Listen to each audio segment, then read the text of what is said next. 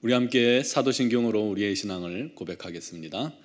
나는 전능하신 아버지 하나님 천지의 창조주를 믿습니다. 나는 그의 유일하신 아들 우리 주 예수 그리스도를 믿습니다. 그는 성령으로 잉태되어 동정녀 마리아에게서 나시고 본디오 빌라도에게 고난을 받아 십자가에 못 박혀 죽으시고 장사된 지 사흘 만에 죽은 자 가운데서 다시 살아나셨으며 하늘에 오르시어 전능하신 아버지 하나님 우편에 앉아 계시다가 거기로부터 살아있는 자와 죽은 자를 심판하러 오십니다. 나는 성령을 믿으며 거룩한 공교회와 성도의 교제와 죄를 용서받는 것과 몸의 부활과 영생을 믿습니다. 아멘. 찬송가 436장 찬양 드리겠습니다.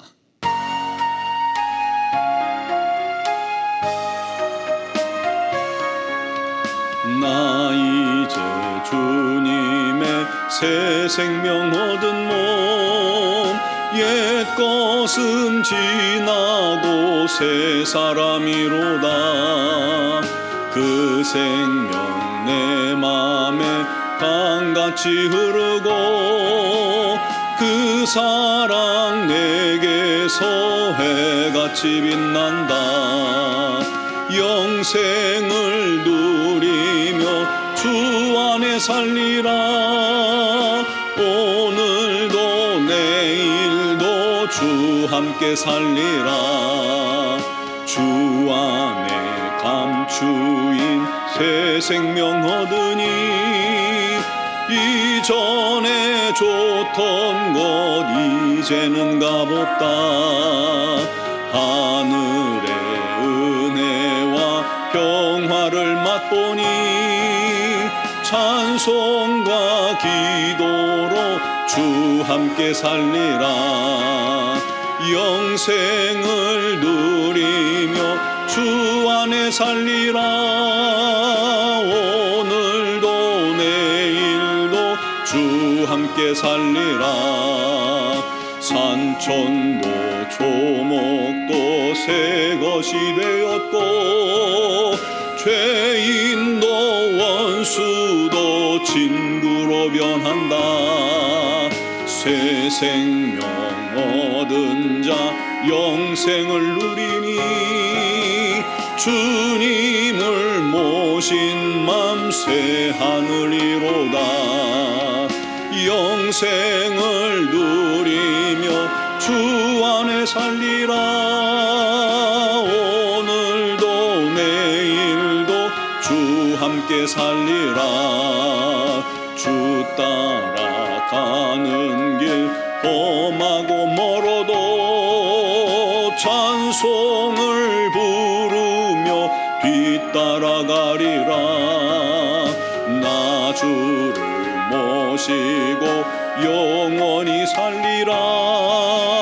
날마다 섬기며 주 함께 살리라. 영생을 누리며 주 안에 살리라. 오늘도 내일도 주 함께 살리라. 아멘. 오늘 주신 말씀은 고린도전서 10장 14절에서 22절 말씀입니다. 고린도전서 10장 14절에서 22절까지를 봉독하겠습니다. 그런즉 내 사랑하는 자들아 우상 숭배하는 일을 피하라. 나는 지혜 있는 자들에게 말함과 같이 하노니 너희는 내가 이르는 말을 스스로 판단하라. 우리가 축복하는 바 축복의 자는 그리스도의 피에 참여함이 아니며 우리가 떼는 떡은 그리스도의 몸에 참여함이 아니냐. 떡이 하나요 많은 우리가 한 몸이니 이는 우리가 다 한 떡에 참여함이라. 육신을 따라 난 이스라엘을 보라. 제물을 먹는 자들이 제단에 참여하는 자들이 아니냐. 그런즉 내가 무엇을 말하느냐. 우상의 제물은 무엇이며 우상은 무엇이냐. 무릇 이방인이 제사하는 것은 귀신에게 하는 것이요 하나님께 제사하는 것이 아니니 나는 너희가 귀신과 교제하는 자가 되기를 원하지 아니하노라. 너희가 주의 잔과 귀신의 잔을 겸하여 마시지 못하고 주의 식탁과 귀신의 식탁에 겸하여 참여하지 못하리라. 그러면 우리가 주를 노여워하시게 하겠느냐? 우리가 주보다 강한 자냐. 아멘. 역사를 모르면 미래를 모른다, 그런 말이 있습니다. 들어보셨죠? 우리 솔로몬 왕이 전도서 1장 9절에 이런 말을 했습니다. 이미 있었던 것이 후에 다시 있겠고 이미 한 일을 후에 다시 할지라. 해 아래에는 새 것이 없나니. 인간사에 새 것이 없다는 거예요. 사람이 다르고 문화가 다를 뿐, 시대가 다를 뿐 똑같은 일들이 반복되고 있다는 겁니다. 우리 인생도 그러잖아요. 똑같은 일들이 반복되는 겁니다. 그러므로 우리가 지나간 역사를 제대로 알면 과거의 잘못을 통해서 현재의 일을 옳게 판단할 수 있고요, 그를 통해서 미래를 예비하고 대비할 수 있다는 것입니다. 과거가 본보기가 되는 것이죠. 오늘 10장 앞부분에는요, 읽지 않았지만 앞부분에는 출애굽 때 이스라엘 민족들의 조상들이 범한 실패를 열거합니다. 그때 이를 본보기 삼아서 현재 고린도 교인들이 행하는 잘못을 깨우쳐주고 바르게 해주려는 바울의 의도를 볼 수가 있는 겁니다. 출애굽 때 그들의 이스라엘의 조상들은 구름 기둥 아래 인도함을 받았죠. 홍해의 기적을 경험했죠. 만나를 먹었죠. 신령한. 그리고 반석에서 나오는 생수를 먹었습니다. 엄청난 하나님의 역사를 직접 맛봤죠. 그럼에도 대부분 이스라엘 사람들은 하나님의 징계로 말미암아 광야에서 죽었습니다. 왜요? 우상 숭배하다가, 음행하다가, 하나님을 시험하다가, 하나님을 원망하다가 멸망당하고 맙니다. 그러므로 우리가 그때 이를 본보기 삼아 우리의 잘못을 깨닫자, 제발 선줄로 생각하는 어리석은 교만을 버리자 하고 말씀하고 있는 겁니다. 어제 새벽에 말씀 나눈 것처럼 고린도는 우상과 우상 숭배가 팽배하고 심한 도시입니다. 그 제사 때 쓰여진 고기, 남은 고기들이 시장에 유통됨으로 말미암아 시장에 싸게 먹을 수 있는 고기 대부분은 우상에게 바쳐졌던 것이었죠. 그것을 먹어도 되느냐 안 되느냐 문제로 이 교회 안에 갈등이 빚어졌습니다. 그래서 바울이 우상은 아무것도 아니다, 그러므로 우상 앞에 들여졌다가 시장에 나온 고기를 먹는다고 해서 그게 죄가 되는 게 아니다, 단지 믿음이 연약한 자들을 위해서 절제하고 금하자라고 권면하고 있는 겁니다. 그런데 오늘 18절에 보면 조금 혼란스러우실 수 있어요. 육신을 따라 난 이스라엘을 보라, 재물을 먹는 자들이 제단에 참여하는 자들이 아니냐 하고 말씀합니다. 마치 우상에게 바쳐졌던 고기를 먹으면 우상숭배라고 하는 말처럼 들립니다. 하지만 이 말씀은 전혀 다른 상황에 대한 이야기입니다. 당시 고린도 교인 중에는요, 나는 괜찮아, 자유해, 난 믿음이 흔들리지 않아, 확고해, 우상 그건 아무것도 아니야 라고 말하는 사람들이 있었는데, 거기까지는 좋았는데, 그러면서 이방인의 신전에 가서 우상 숭배 의식에 참여하고 그들과 함께 거기서 나온 재물, 음식을 먹고 마시며 심지어는 그곳에서 이루어지는 음란 축제를 함께 벌이는 성도들이 있었던 겁니다. 난 괜찮아, 난 믿음이 있어, 그러면서 말이죠. 여러분, 시장에서 파는 우상 제물이었던 고기를 먹는 것과 우상 신전에 가서 제사에 참여하고 그 음식을 함께 먹고 마시는 것은 전혀 다른 차원의 일이잖아요. 그리고는 이 사람들이요, 너무나도 떳떳하게 교회에 와서는 성찬에 참여해요. 주님의 몸에 참여하는 성찬을 함께 참여하고 하나님 앞에서 떳떳하게 예배를 드리는 겁니다.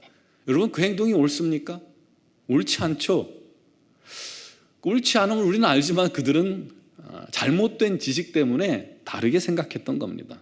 우상 제물이 아무것도 아니듯, 우상 제단 앞에서 그거 하는 거 뭐 아무것도 아닌 것 아니냐, 그 음식을 먹는 것도 아무것도 아니다 라고 생각하면서 그 제단에 참여한 겁니다. 그래서 바울이 그런 짓을 당장 중단하라고 선포하고 있는 겁니다. 왜냐하면 20절에 무릇 이방인이 제사하는 것은 귀신에게 하는 것이요 하나님께 하는 것이 아니니 나는 너희가 귀신과 교제하는 것을 원치 아니하노라. 귀신과 교제하는 자가 되기를 원치 않는다라고 선포합니다. 우상은요, 말 그대로 아무런 존재가 아니에요. 시장에 나온 고기를 먹는 거 그거 별로 의미 없습니다. 그런데요, 우상 제사에 참여하는 건 다른 문제죠.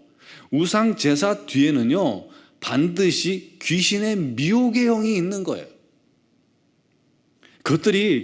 이 귀신들이 우상 숭배할 때 사람들의 마음과 생각과 영혼에 큰 영향력을 끼치게 되는 겁니다.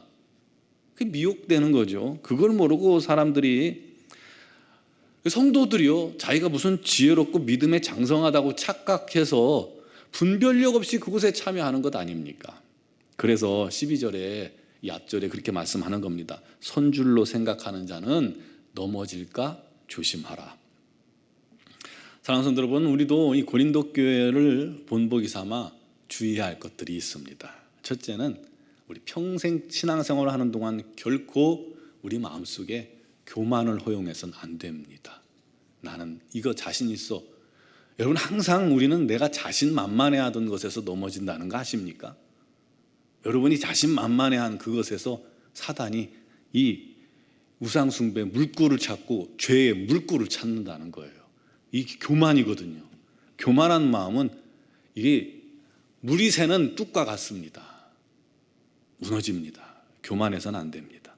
선줄로 생각해서는 안 됩니다. 내가 장성한 그리스도인이라고 그렇게 생각하면 안 됩니다. 항상 나는 부족하고 연약하고 언제든지 쉽게 넘어질 수 있는 자라는 것을 명심하시기 바랍니다. 그러므로 날마다 주의 은혜를 구하고 겸손히 우리 주님만을 의지하고 바라봐야 합니다. 두 번째는요, 우리가 죄의 자리를 벗어나야 합니다. 죄의 자리에 들어가서 안 돼요. 요셉이 보디발 아내의 유혹을 받았을 때 벗어나기 위해서 옷을 집어던지고 도망쳤잖아요. 유혹의 자리, 미혹의 자리, 죄 지을 수 있는 환경으로부터 우리는 멀리 떠나야 합니다. 그 자리에서 난 이길 수 있어, 이거 안 돼요. 안 돼요. 다윗도 유혹의 환경에 노출되니까 금세 넘어가서 간음죄를 저질렀잖아요. 다윗도 넘어졌는데 우리라고 뭐 크게 다르겠습니까?